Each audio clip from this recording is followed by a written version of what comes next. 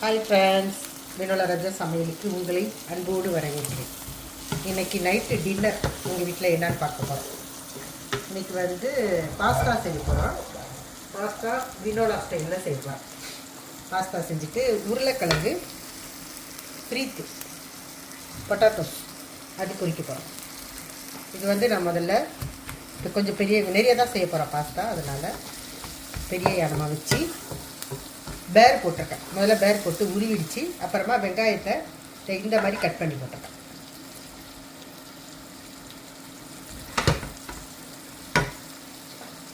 உருளைக்கிழங்கு பொட்டாட்டோஸ் செய்வோம். நானே இதுக்கு இந்த மாதிரி சைஸில் வெட்டி எடுத்துக்கணும். கொஞ்சம் மொத்தமாக ரொம்ப மெலிசாக வெட்டப்படாது, ஃப்ரீத்து மாதிரி. அதை இந்த மாதிரி எடுத்துக்கணும்.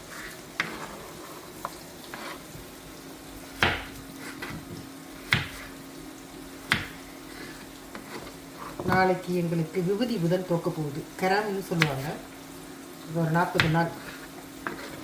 அதனால நாளைக்கு லெகின் சாப்பாடு தான். இப்போது இங்கே எண்ணெய் ஊற்றிட்டேன். எண்ணெய் காஞ்சிடுச்சு. இப்போ நான் இந்த உருளைக்கிழங்கு இதில் போடுவேன். இது கொஞ்சம் மொத்தமாக நம்ம போட்டுருக்கிறதுனால வேகத்துக்கு கொஞ்சம் லேட் ஆகும். அதனால் சுருக்கி வச்சு தான் நான் இதை சேர்த்துட்டேன்.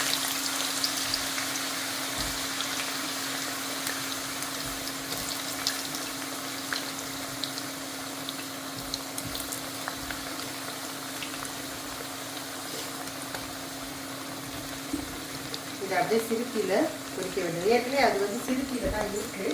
பெரிய இடத்துல அதை செய்த கீழேயே அது அப்படியே வேகணும்.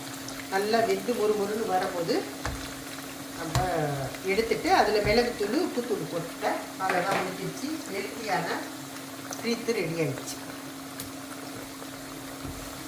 அதுக்குள்ளே இதெல்லாம் வதங்கிக்கிட்டே இருக்குது. இது வதங்கும் போது கொஞ்சோண்டு இந்த வெங்காயத்தில் உப்பு சேர்த்தோம்.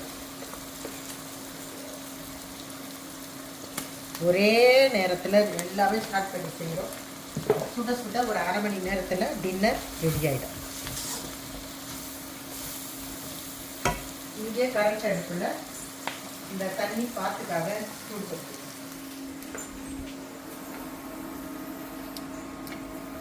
தண்ணி கொதிச்ச உடனே இந்த பாத்து நான் போடலாம். இதில் எந்த பாத்து வேணாலும் செய்யலாம். இன்னைக்கு நான் இந்த ரிப்பன் மாதிரி இருக்கு இல்லையா, இந்த பாத்து தான் செய்வேன்.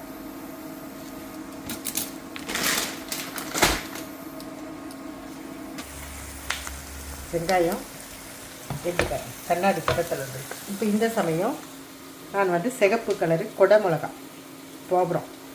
அதுவும் இந்த க்ரீன் கலர் உள்ளது ரெண்டும் எடுத்திருக்கேன். இதை இதோட சேர்த்துடணும்.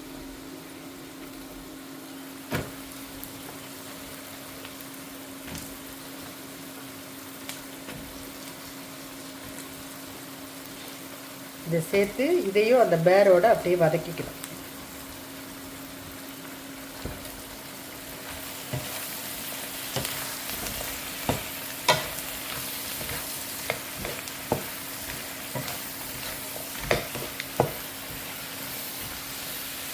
இங்கே இது வெந்துக்கிட்டே இருக்கு.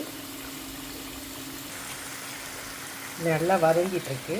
நம்ம இது கூட இஞ்சி பவுட்ரு, பூண்டு பவுட்ரு, மிளகா இருக்குல்ல, அது காய வச்சு அரைச்சி வச்சுருப்பாங்க.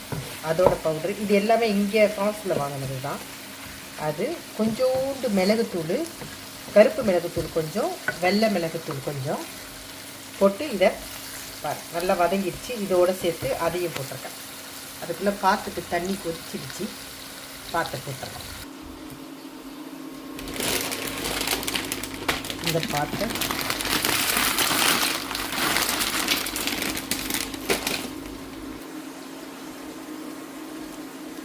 இதை அப்படியே இதில் வேகட்டும். இதில் கொஞ்சோண்டு உப்பு போட்டுடலாம்.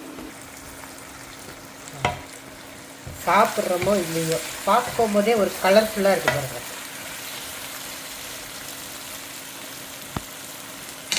இது ரெடி ஆகிட்டே இருக்குது. இன்னும் ஒரு 10 நிமிஷத்தில் இது முடிய போகுது.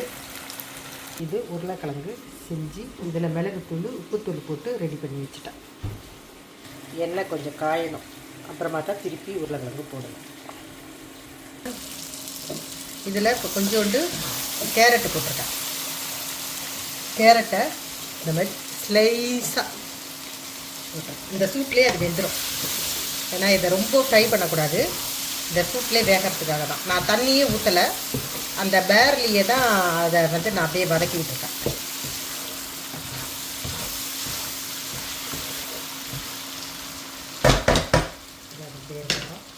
இப்போ எண்ணெய் காஞ்சிடுச்சு. இப்போ இந்த பொட்டாட்டோ சாப்பிட்டு சாப்பிடுவோம்.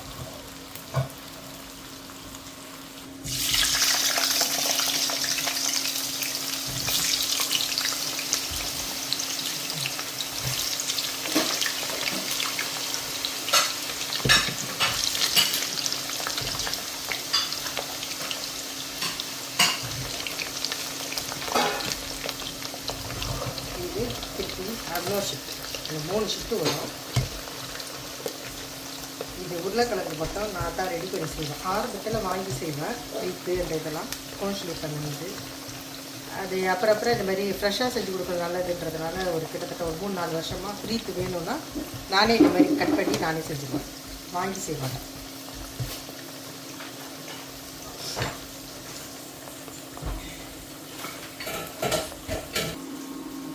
வெந்துக்கிட்டே இருக்குது. இது ரொம்ப நேரம் வேகணும். இன்னும் ஒரு 2 நிமிஷம் இருந்துச்சுன்னா இதை தூக்கி கொட்டி பாட்டை முடிச்சிடும். இதில் டேஸ்ட்டுக்கு வந்து இந்த டொமாட்டோ கோசம்பரையும் சொல்கிறது, தக்காளி வந்து அரைச்சி பாடம் பண்ணது, அது அதோட கொஞ்சோண்டு சேர்த்துக்கலாம்.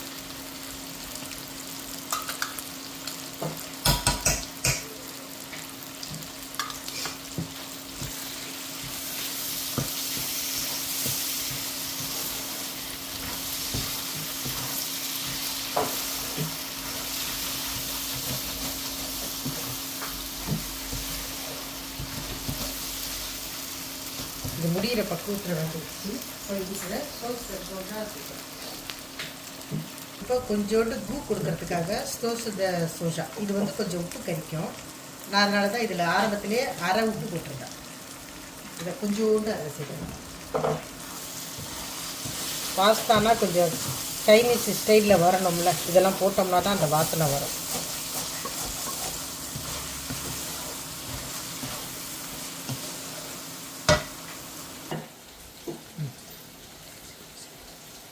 பாருங்கள், பாஸ்தா அழிச்சு எடுத்துட்டேன். இப்போ இதை நேரடியாக இதில் கலந்துடுவோம். இதை வந்து சுட சுட சுட எல்லாத்தையும் போட்டு சுட சுட அப்படியே ரெடி பண்ணணும். அப்போ தான் உங்களுக்கு அந்த சூட்டோட அந்த காய்கறியும் இந்த பாஸ்தாவும் அப்படியே கலந்து வரும். எப்போ வந்து அந்த 2 மத்து வச்சு செஞ்சிங்கன்னா ஈஸியாக செய்யலாம், ஒரு கை செய்கிறத விட. இது பாஸ்தா இதெல்லாம் நீங்கள் கிண்டி கொடுக்கும்போது இந்த 2 இது வச்சு செய்யணும்.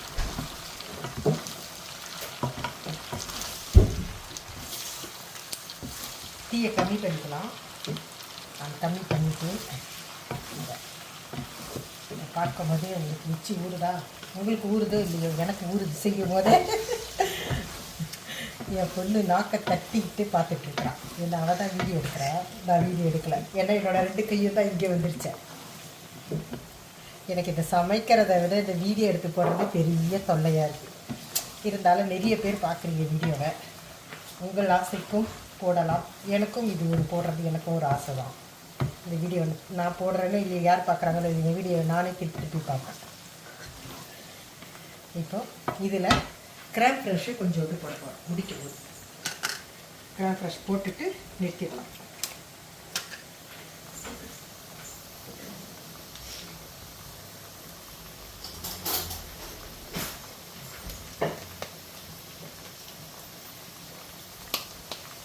இதை போட்டிருக்கா, தேவைப்பட்டால் திருப்பி சேர்த்துக்கலாம். முதல்ல இதை கலந்து பார்ப்போம்.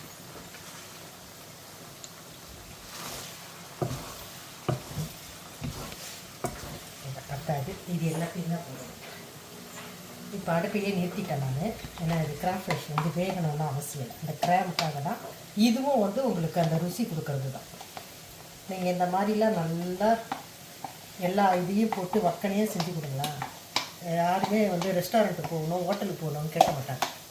எங்கள் வீட்டில் முக்கால்வாசி கேட்கவே மாட்டாங்க. வீட்டில் செய்கிறோன்னா அப்படியே ரெஸ்டாரண்ட்டில் அழைச்சிட்டு போய் சாப்பாடு கொடுக்குற மாதிரி அப்படி சந்தோஷப்பட்டுப்பாங்க. இந்த சாப்பாடா அந்த சாப்பாடா. இதை நல்லா எல்லாம் அதில் அப்படியே கலந்து வர மாதிரி செஞ்சு கொடுப்போம். எங்கள் வீட்டில் எப்போதுமே நைட்டு டின்னர் 7லேருந்து 8 மணிக்குள்ளே முடிச்சுடுவோம். 8 மணிக்கு மேலாம் சாப்பாடு சாப்பிட மாட்டோம். அப்போலேருந்தே அப்படி தான், சின்ன குழந்தையிலேருந்தே பிள்ளைங்களுக்கும் அப்படி தான். 7 மணிக்கெலாம் சாப்பாடு போட்டு 8க்கெலாம் முடிச்சிடுவோம். அவன் 9, 9:30 மணிக்கு சாப்பிட்றதுக்குள்ள பாதி சிரிச்சிடும். இந்த 9 மணிக்கு சாப்பிட்றது, 10 மணிக்கு சாப்பிட்றது, 10 மணிக்கு தான் போய் உல வைக்கிறது, அந்த சங்கதியே நம்ம வீட்டில் கிடையாது. 10 மணிக்கு மேலே சாப்பிடவே மாட்டோம். 10 மணிக்கு மேலே சாப்பிட்றதுன்னா அப்படி இப்போ 10 மணிக்கு சாப்பிட போகிறோம் அப்படின்னு ஒரு ஆச்சரியமாக கேட்போம். ஏதாச்சும் ஒருத்தர் வீட்டில் ஃபேக்ட்ரி எடுத்துன்னு போய் மாட்டிட்டோன்னு வைங்களா, வேறு வழி இல்லாமல் சாப்பிடுவோம். அப்பயும் அந்த மாதிரி வேறு வழி இல்லாமல் சாப்பிட்றதுனால எங்களுக்கும் அது கரெக்டான அந்த டைம் சாப்பிடாததுனால மறுநாள் வந்தாலும் எஸ்தமாக வலிக்கும். அந்த சாப்பாடு எங்களுக்கு ஒத்து வராததுனால. அதனால் மேக்ஸிமம் எங்கள் கூட உள்ளவங்க எல்லாருக்குமே தெரியும், நாங்கள் 7, 8 மணிக்கெலாம் சாப்பிட்ருவோம். 8:30, 9 மணிக்கெலாம் பிள்ளைங்க படுத்துருவாங்க. யாருமே லேட்டாகவே அடிக்கவே மாட்டாங்க வீட்டுக்கு. பாஸ்தா முடிஞ்சிருச்சு, நல்லா கலந்துட்டேன்னா இப்போ இதை வீட்டு கூட வச்சு சாப்பிடும் போது சூப்பராக இருக்கும். பாஸ்தா ரெடி, வாங்க சாப்பிடலாம். சாப்பாடு ரெடி ஆகிட்டு இப்போ சர்வ் பண்ணிடலாம். ஏன்னா இது செய்கிறத விட இதை சுட சுட சாப்பிட்றதுல தான் இருக்குது இதோட டேஸ்ட்டு. இது கூட ஃப்ரீட் வச்சுக்கலாம். சூப்பராக இருக்கா?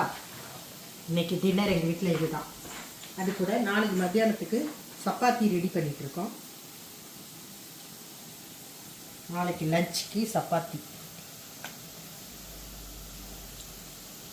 அவள் இன்னும் முடியல, போயிட்டே இருக்கு. அதுக்குள்ளே இது என்னன்னு பார்த்தீங்கன்னா கருஞ்சீரகம் 4 ஸ்பூனு, வெந்தயம் 3 ஸ்பூனு, ஓமம் 4 ஸ்பூனு. நீங்கள் எந்த அளவையால் அளக்குறீங்களோ அதில் 3 அப்புறம் 1, அதில் வெந்தயம் மட்டும் ஒரு அளவு குறைச்சிக்கணும். இது எதுக்குன்னா இது ஒரு சின்ன ஒரு கஷாயம் மாதிரி. நைட்டில் நீங்கள் படுக்கிறதுக்கு முன்னாடி இது ஒரு 1/2 ஸ்பூன், நீங்கள் அந்த காஃபி குயர் இருக்குல்ல அதில் ஒரு 1/2 ஸ்பூன் வாயில் போட்டு தண்ணி ஊற்றி முழுங்கிடுங்க, அவ்வளோதான். ஆனால் இது லேசாக கசக்கம் தான், கசக்கம் துவர்க்கம் எல்லாமே செய்யும். ஆனால் உடம்புக்கு பயங்கரமாக நல்லது. இது வெந்தயம் நல்லது, ஓமம் நல்லது, கருஞ்சீரகம் நல்லது. உங்களுக்கு நான் சொல்கிறது டவுட் இருந்தால் நீங்கள் யூடியூப்பில் அடித்து பாருங்கள், கூகுளில் அடித்து பாருங்கள், இல்லை உங்கள் வீட்டில் பெரியவங்க இருந்தால் கேட்டு பாருங்கள். இது ரெகுலராக இந்த நீங்கள் எடுத்துக்கிட்டீங்க அப்படின்னா நம்ம சாப்பிட்ற சாப்பாட்டில் ஏதாச்சும் ஃபுட் பாய்சன் ஆகிருந்தால் கூட இதை நீங்கள் சாப்பிட்றதுனால அதை எடுத்துரும். உங்களுக்கு வயிற்று வலி வராது, சாப்பிட்றது செரிக்காத மாதிரி இருக்காது, நெஞ்சிலேயே சாப்பாடு இருக்கும் சில பேருக்கு. அந்த மாதிரி சாப்பிடும்போது கொள்ளும்போது ஏதோ ஒரு ஆம்புலன்ஸ் போகுது, பாவம் யாருக்குன்னு தெரில, அந்த வரையும் அவருக்கு நல்லபடியாக சௌக்கியமாகணும். அதுக்கேற்ற மாதிரி நம்ம ரெடி பண்ணிக்கணும். இந்த தூளை நீங்கள் ரெகுலராக எடுத்துக்கிட்டீங்க அப்படின்னாலே உங்களுக்கு அந்த நெஞ்செரிச்சல் இருக்காது. காலையில் எழுந்திரிக்கும் போது வயிறு நல்லா உங்களுக்கு லேசாக இருக்கும். ட்ரை பண்ணி பாருங்கள். இது நான் 3வது தடவையாக வறுத்து அரைச்சி பொடி பண்ணுறேன். நீங்கள் நிறைய அரைச்சி வைக்காதீங்க, கொஞ்சம் கொஞ்சமாக அப்போ தேவைப்படும் போது நான் ஒரு 2 வாரத்துக்கு ஒரு சார் அரைச்சி வச்சுப்பேன். இப்போ முடிஞ்சிருச்சு, இப்போ திருப்பி அரைக்கிறேன்.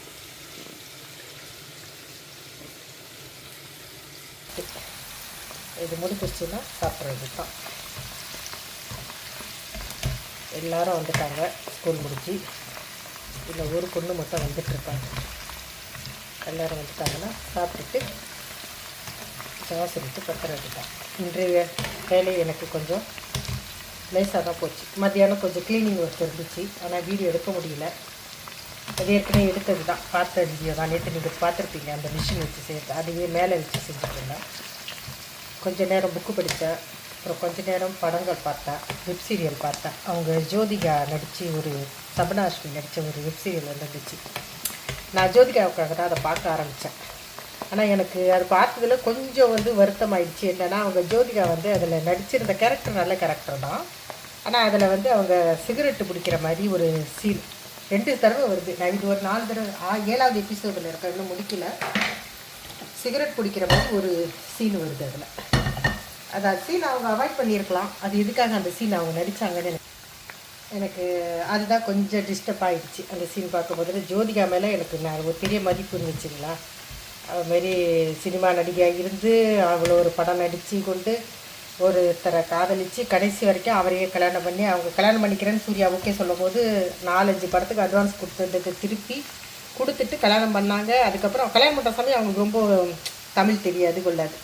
அதுக்கப்புறம் அந்த 7 வருஷத்தில் தமிழ் கற்றுக்கிட்டு எனக்கு ஒரு புதுமை பெண்ணாக தான் தெரிஞ்சாங்க ஜோதிகா. அந்த குழந்தைங்கள வளர்த்தது கொண்டது. அதுக்கப்புறம் அவங்க ப்ரொடியூசர் அப்புறம் நடிக்க வந்தாங்க கொண்டாங்க. ஓகே, எல்லாமே ஓகே தான். ஆனால் அந்த படத்தில் நடிக்கும் போது அந்த சிகரெட் பிடிக்கிற மாதிரி நடித்தது எனக்கு அவ்வளோவா எனக்கு சுத்தமாக பிடிக்கல. எனக்கு நான் என்னோடய ஹஸ்பண்ட்டை கூட பேசும்போது அவங்க சொன்னாங்க, இல்லை அப்படி இருந்திருக்காது, அவங்க வைக்கிறது அப்படி காட்டியிருப்பாங்க, அடுத்தது புகை வர்றதெல்லாம் கிராஃபிக்ஸாக இருந்திருக்கும் அப்படின்னு சொன்னாங்க. அது கிராஃபிக்ஸாக இருந்தாலும் நம்மளுக்கு அது சரி தெரிகிறவங்களுக்கு கிராஃபிக்ஸ்ன்னு தெரியலாம், தெரியாத பாமர ஜனங்க பார்க்குறாங்க கொள்கிறாங்கன்னா பிடிக்கிற மாதிரி தான் தெரியும். அப்போ அவங்கள பற்றி ஒரு தவறாமல் ஒரு கமெண்ட் வரும், அதை வச்சு 4 பேர் விமர்சிப்பாங்க. யார் விமர்சித்தா என்ன, நான் செய்கிறது சரின்னு சொல்லலாம். இருந்தாலும் நம்மளும் இந்த சமுதாயத்தில் தான் வாழ்கிறோம். அந்த சீனை அவங்க அவாய்ட் பண்ணியிருக்கலாம். ஏன்னா அவங்க பெரிய நடிகை, அவங்க சொன்னால் தான் கேட்குற அளவு ஸ்டேஜில் தான் அவங்களுடைய மார்க்கெட் இருக்குது. அப்போ இந்த சீனை நான் நடிக்க மாட்டேன், அதுக்கு பற்றி அந்த கேரக்டருக்கு நீங்கள் வேறு ஏதாச்சும் ஒரு சீனு சொல்லுங்கள், கை நடுக்கம் வர்ற மாதிரி, திணற மாதிரி, எமோஷனல் ஆகிற மாதிரி அப்படின்னு சொல்லி காட்டியிருந்துருக்கலாம். அவங்களுக்கு ஒரு சின்ன ஒரு ட்ரெஸ்ஸுன்ற ஒரு மலாதி மாதிரி தான் அந்த கேரக்டரு. அதில் இந்த சிகரெட் குடிக்கிறது அவங்க நெர்வஸாக இருக்கும்போது தான் அந்த சிகரெட் குடிக்கிற மாதிரி அந்த கேரக்டர் வருது. இப்போ அந்த சமயம் வேறு எதையாச்சும் செஞ்சுருக்கலாம், எவ்வளவோ செய்யலாம். அந்த மாதிரி ஒரு நோய் பாதிப்புள்ளவங்க ஒருத்தவங்களுக்கு 1000 ப்ராப்ளம் வரும். அந்த ப்ராப்ளம் ஏதாச்சும் ஒன்று அவங்க காட்டிடலாம். சிகரெட்டு குடித்து இப்போ இதையே இவங்க பிள்ளைங்களும் தான் அந்த படத்தை பார்ப்பாங்க. அப்போது அவங்களுக்கு அது ஒரு இமேஜ்லேயும் ஒரு கெட்ட பேராக போயிடுது. அது பிள்ளைங்க பார்த்தாலும் பிள்ளைங்க கேரக்டருக்கு நடித்தாலும் சொல்லலாம், கேரக்டருக்காக நடிக்கிறதுக்கு நமக்கும் ஒரு லிமிட் இருக்குது. எனக்கே ஜோதிகாவுடைய பிக் ஃபேனாக இருக்கிற எனக்கே அது பார்க்கும்போது ஒரே அதிர்ச்சியாக இருந்துச்சு. அதனால் வந்து இன்ட்ரெஸ்ட்டாக பார்த்துட்டு இருந்தேன்னா நிறுத்தி வச்சிட்டேன். சரி அப்புறமா பார்த்துக்கலாம் அப்படின்னு. ஆனால் பார்த்து முடிச்சிடுவேன். அதுதான் இன்றைக்கு வந்து இந்த சீரியல் இது பார்த்தேன், கொஞ்சம் நேரம் புக்கு படித்தேன், இதோட டின்னருக்கு வந்தாச்சு. இன்றைய வீடியோ இன்றோடு நிறைவடைந்தது. ராத்திரி நேரத்தில் இங்கே இடத்த பாருங்கள், அதில் ஒரு சூப்பராக இருக்குல்ல. இந்த மலை மேலே இந்த விளக்கு எரியறதும் அந்த ஒரு சிகப்பு லைட் எரியும். கலங்கரை விளக்கம் சொல்ல மாட்டாங்க, அது மாதிரி அந்த மலைக்கு அந்த சிகப்பு லைட் இருக்கும் நீட்டாக. இந்த தூரத்துலேருந்து பார்க்கும்போது ரொம்ப அழகாக இருக்கும்.